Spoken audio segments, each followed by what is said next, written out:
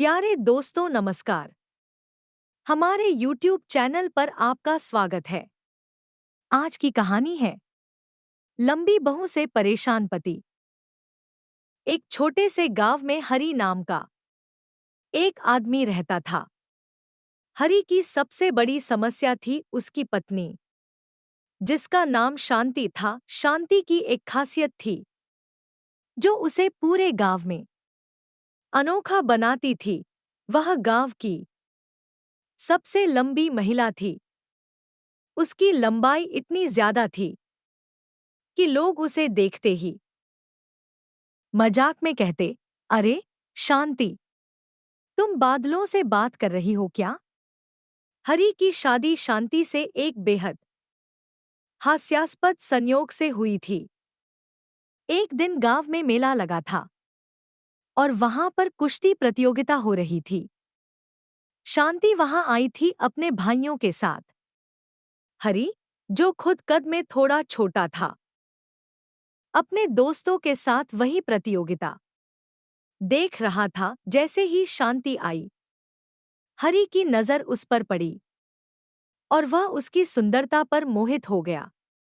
हरि को यह पता नहीं था कि शांति इतनी लंबी है, क्योंकि वह उस समय बैठी हुई थी और उसके चारों ओर लोग खड़े थे। जब हरि ने घर जाकर अपने माता पिता से शांति से शादी की इच्छा जताई तो माता पिता ने हामी भर दी। जल्द ही दोनों की शादी हो गई। लेकिन शादी के बाद जब हरि ने पहली बार शांति को खड़ा देखा तो उसकी आंखें चौड़ी हो गईं।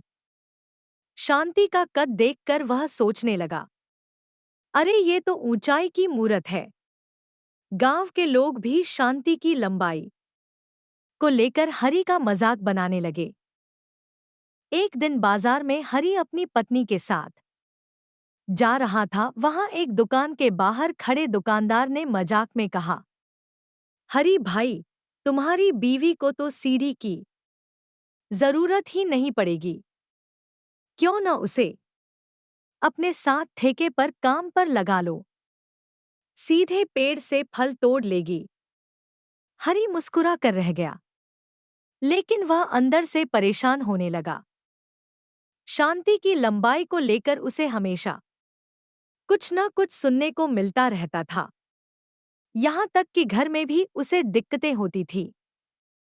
शांति का लंबा कद होने के कारण उसे घर के दरवाजे से गुजरते वक्त सिर झुकाना पड़ता था, और जब वह रसोई में काम करती तो हरि को उसे छोटी सीढ़ी देकर नीचे उतरने में मदद करनी पड़ती थी।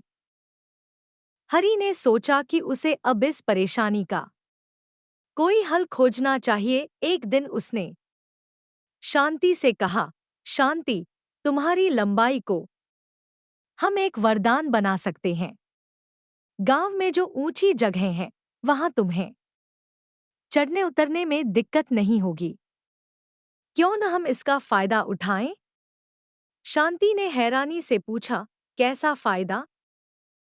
हरि ने उसे सुझाव दिया कि वह ऊंची जगहों पर रखे सामान को आसानी से निकाल सकती है और कई ऐसे काम कर सकती है जो आम लोग नहीं कर पाते। शांति को यह विचार पसंद आया। अगले दिन से शांति ने गांव के मंदिर में घंटियां साफ करने का काम शुरू किया। गांव के लोग उसे देखकर दंग रह गए कि शांति बिना किसी सीढ़ी के घंटियां साफ कर रही थी। हरि को अब गांव में लोग शांति की लंबाई का मजाक नहीं उड़ाते थे, बल्कि उसकी मदद की तारीफ करते थे। लेकिन फिर भी हरि की परेशानी खत्म नहीं हुई थी। एक दिन शांति ने हरि से कहा, हरि, तुमसे एक बात कहनी है। मैं तुम्हारे साथ बहुत खुश हूं, लेकिन क्या तुम्हें मेरी लंबाई से कोई परेशानी होती है? हरि ने मुस्कुराते हुए कहा, परेशानी तो होती है, लेकिन तुम्हारी मदद के बिना मेरी गर्दन की एक्सरसाइज नहीं होती, इसलिए मैं तुम्हें अपना वरदान मानता हूँ। शांति हंसने लगी और दोनों की जिंदगी अब हंसीम जाक और प्यार के साथ चलने लगी। हालांकि कभी-कभी जब शांति दरवाजे से टकरा जाती तो हरी उसे छेड़ता। अरे, थोड़ी झुक जाओ। आसमान नहीं बल्कि घर में रहना है। और दोनों जोर से हंस पड़ते। लंबी बहू से परेशान पति। भाग दो। किसी समय की बात है। एक छोटे से गांव में रामलाल नाम का एक व्यक्ति रहता था। रामलाल की एक बड़ी समस्या थी और वो समस्या थी उसकी पत्नी, जिसका नाम था सविता। सविता साधारण महिला नहीं थी, बल्कि गांव की सबसे लंबी महिला थी। उसकी ऊंचाई इतनी ज्यादा थी कि रामलाल को हर बार उसे देखकर गर्दन ऊपर करनी पड़ती थी। लोग मजाक करते थे कि रामलाल कि घर में गर्दन दर्द की दवाई का हमेशा स्टॉक रहता था। रामलाल की और सविता की शादी एक अजीब संयोग से हुई थी। दरअसल, जब रामलाल ने पहली बार सविता को देखा था, तो वह उसकी लंबाई से ज्यादा प्रभावित नहीं हुआ था, क्योंकि तब वह एक ऊंची पहाड़ी पर खड़ी थी और रामलाल को लग रहा था कि वो किसी साधारण ऊंचाई की महिला है।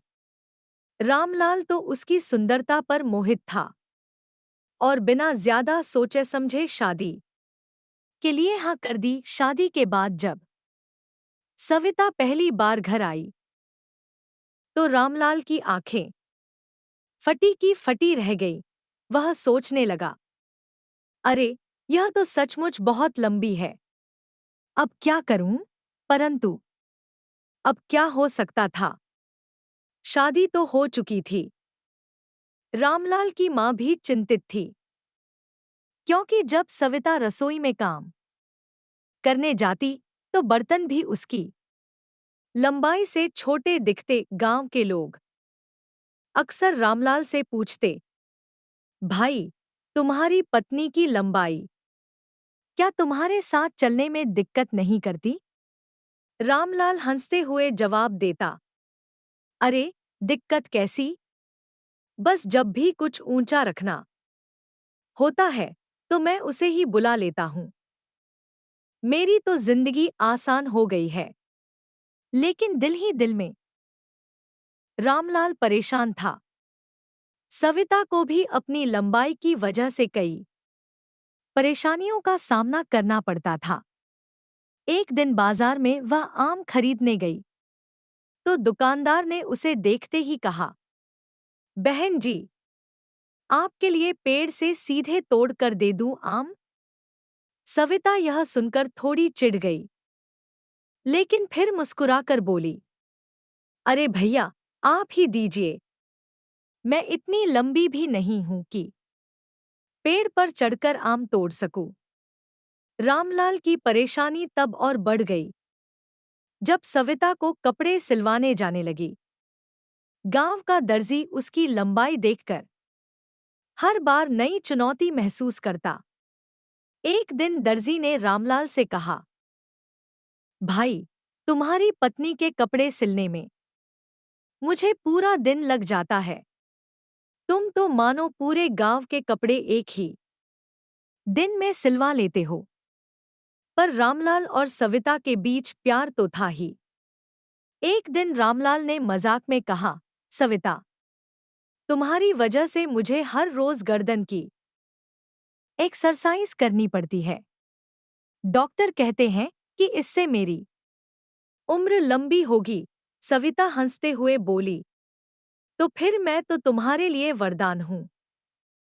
समस्या सिर्फ मजाक और तानों तक सीमित नहीं थी। रामलाल को अब रोजमर्रा के कामों में भी दिक्कतें आने लगीं, जैसे जब भी वे दोनों साथ में खाना खाते तो सविता की लंबाई के कारण उसे विशेष कुर्सी पर बैठना पड़ता। रामलाल को तो अपनी गर्दन ऊपर उठाकर उसे देखना पड़ता था और वह सोचता था, आखिर मैं कब तक यह गर्दन एक्सरसाइज करता रहूंगा। रामलाल ने एक दिन फैसला किया कि अब उसे इस समस्या का हल खोजना होगा। उसने सोचा कि शायद सविता की लंबाई को लेकर वह जरूरत से ज्यादा परेशान हो रहा है, जबकि उसे इस चीज को सकारात्मक रूप से देखना चाहिए। अगले दिन रामलाल ने सविता से कहा, सविता, मैं सोच रहा था कि क्यों न हम तुम्हारी लंबाई का फायदा उठाए। तुम गांव की सबसे लंबी महिला हो और तुम कई ऐसे काम कर सकती हो जो और कोई नहीं कर सकता। सविता ने हैरानी से पूछा, जैसे? रामलाल ने मुस्कुराते हुए कहा, जैसे कि गांव की पतंगबाजी प्रतियोगिता में हिस्सा लेना। तुम्हें बस खड़े होकर पतंग पकड़नी होगी और बाकी का काम तो तुम्हारी लंबाई खुद ही कर देगी। सविता ने सोचा, यह विचार मजेदार हो सकता है। अगले दिन गांव में पतंगबाजी प्रतियोगिता थी और रामलाल और सविता ने उसमें हिस्सा लेने का फैसला किया। गांव के लोग यह देखकर हैरान थे कि सविता अपनी लंबाई के कारण पतंग को आसानी से पकड़ पा रही थी और प्रतियोगिता जीतने के लिए वह सबसे आगे थी। रामलाल की रणनीति काम कर गई। गांव के लोग सविता को अब मजाक का पात्र नहीं समझते थे, बल्कि उसे एक अद्वितीय प्रतिभा के रूप में देखने लगे।